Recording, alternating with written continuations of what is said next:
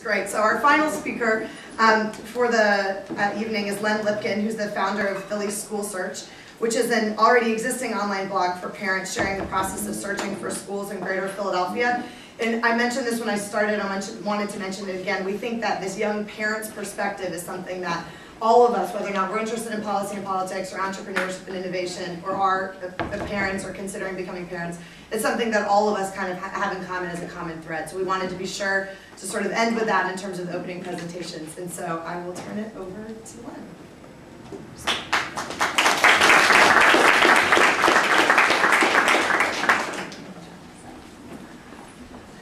Thanks, Claire. I'm somewhat humbled to be included with all those distinguished speakers because basically I'm just a dad. I work for Comcast. The blog that Claire just mentioned is more or less a hobby of mine than a full-time job. About 2 years ago, I did what most folks in my generation or younger probably would do when my wife and I had to decide what to do about kindergarten for my oldest son. I went on Google and how do I navigate this process? And I've heard from experienced parents about getting into Masterman and the different special admission high schools and things like that, but didn't really know what to do about kindergarten. And my wife and I also are outgrowing our house, so we were thinking about moving suburbs, downtown. Right now we live in Northwest Philly. So I started this blog as more or less just chronicling my experience because I couldn't find anything when I tried that Google experience, and I really didn't think it was going to be that interesting to people, but I guess by evidence of the fact that I'm here, I guess I was wrong about that. So as part of the experience of writing the blog, as a dad, I'm just a dad. Again, I work for Comcast. This is something I do in the evenings and time off at work, keeping this blog up. But my experience as a dad isn't really going to be any different than the experience that other parents have looking for schools for their kids.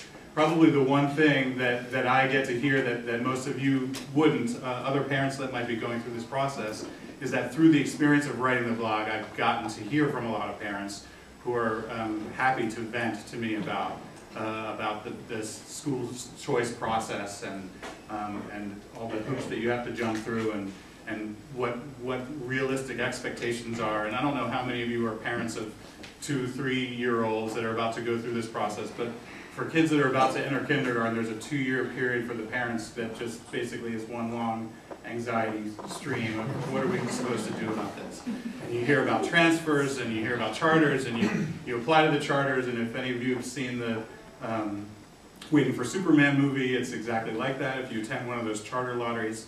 Anyway, this is more or less the overview of what I have heard from parents. My parents, and probably many of your parents, if they could manage it, they moved to the suburbs for schools.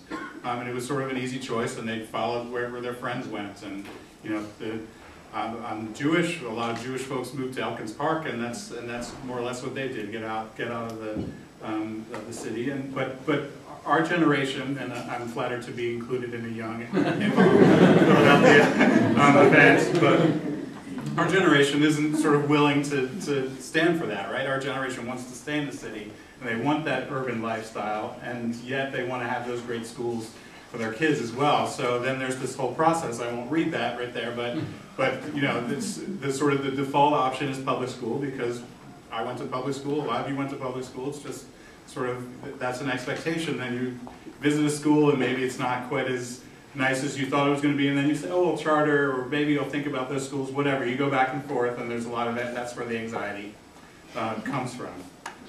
And of parents I've spoken to, the vast majority have chosen to stay in the city, although I do, of course, hear about people moving into the suburbs as well.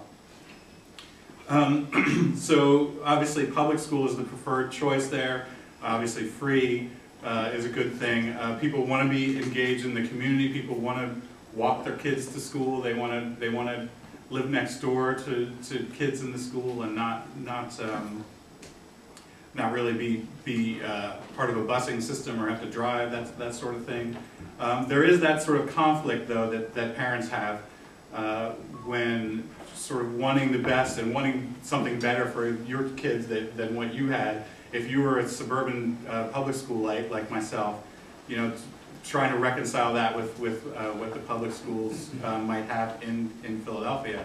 And parents have you know, tried to get involved in the charter school process, get involved in the voluntary transfer process, but that really is a shot in the dark for most. The charter schools are getting more and more applications every year. I think most of the better ones now have sort of a 10% chance of being accepted. My family applied to 4 and didn't get offered seats in any of them. If anybody thought that maybe there was any corruption in that process, I think someone more high profile like myself not getting a seat is probably evidence to the fact that there is not corruption, at least in the charter school lottery process, at least in my experience. Voluntary transfer process, I think I've only heard of one person ever getting a seat in a public school outside of their own district, or outside of their own catchment. So that's not really a viable option for folks. So what more and more parents are turning to is looking at their local schools where they live and trying to figure out ways to make those schools better. And I've talked to people, and there are people in this room that I didn't really realize were even going to be here tonight that I've met before. People getting involved in those schools to, you know, really be involved in the governance of those schools, get involved in the improvement of those schools, get involved in fundraising to support those schools. And I'm not sure I understand the rules around whether a public school can accept donations from, you know, from parent groups, but certain parent groups definitely have done things like donate the money for a new playground that's, you know, just off of school grounds, so that necessarily doesn't fall under the books for the public school's actual budget.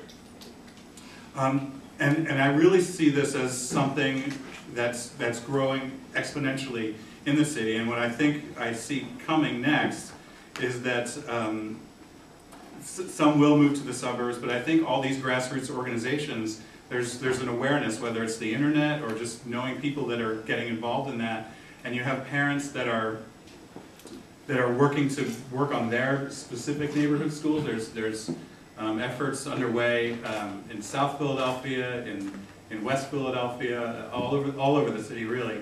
Manayunk and Roxborough, groups that I've gotten connected with personally. But I see those groups actually starting to coordinate their efforts, where they might have events. I mean, I think this is actually a good example of this event tonight, where parents could actually get together and start to share ideas. And you might start seeing events like this that are targeted to parent organizations that are connected to those schools, and figure out common strategies that they can employ, and maybe even create a collective voice to influence the way that policy decisions are made throughout the school district in Philadelphia. And I think, you know, that's a great sort of snowball effect, that you improve the schools, you improve the neighborhood. I really believe in that. I think probably everybody in this room would agree with me. I don't think that's controversial. So that's more or less what I had to share. The last piece, last thing I want to mention though, is that my son started kindergarten about a month ago now. And all along when I started this blog, I more or less thought it was going to be my 2-year journal of how I got to the process of choosing a school, and, you know, maybe a month or 2 into the school, sort of reflect back on the process and think about it. But as I've met more and more folks, I've met a lot of you in this room before tonight, and I enjoy meeting a lot of you tonight, I'm sort of thinking that this blog can be a good agent for supporting these kinds of efforts. So I'd welcome anybody come to me and talk to me about ideas that you might have for what the next chapter for Philly School Search might be.